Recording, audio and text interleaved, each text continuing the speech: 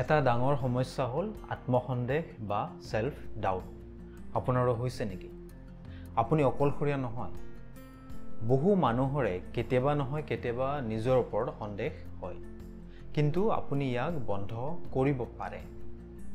কেনেদৰে? চাওঁ। ইয়াক বন্ধ কৰিবলৈ, নোহোৱা কৰিবলৈ হ'লে ইয়াক এটা নাম দিয়ক।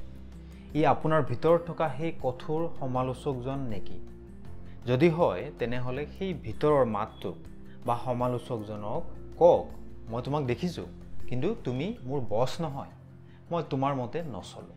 সন্দেহৰ সন্মুখীন হ'লে এই আত্মসন্দেহে ইয়াৰ শক্তি হেৰুৱাই পেলায়। সেইবাবে ইয়াৰ মুখামুখি সদায় হ'ব। তাৰপিছত এনেদৰে থিয় হওক, মূৰটো চিধা কৰক, কাণ দুখন পিছফালে দিয়ক, হাত দুখন কঁকালত দি 30 ছেকেণ্ডৰ বাবে শক্তিশালীভাৱে থিয় হওক। ইয়াক পাৱাৰ প'জ বুলি কয়। এনে পাৱাৰ প'জে আপোনাৰ আত্মবিশ্বাস বৃদ্ধি কৰে আৰু চিন্তাবোৰ সলনি কৰে। শেষত সৰু হ'লেও আপুনি অলপতে লাভ কৰা কিবা এটা জয় উদযাপন কৰক। ই যিকোনো সৰু কথা এটা হ'ব পাৰে। আপুনি বিচনাখন ভালদৰে পাৰিলে, বা 30 মিনিট সময় এক্সাৰচাইজ কৰিলে, বা দৌৰি আহিলে, সেয়াও আপোনাৰ জয়, আৰু তাক উদযাপন কৰিবলৈ আৰম্ভ কৰক। আপুনি আগতেও টান কাম কৰিছে আৰু এতিয়াও আপুনি টান কাম কৰিব পাৰিব। আপুনি পাৰিব, চিন্তা নকৰিব।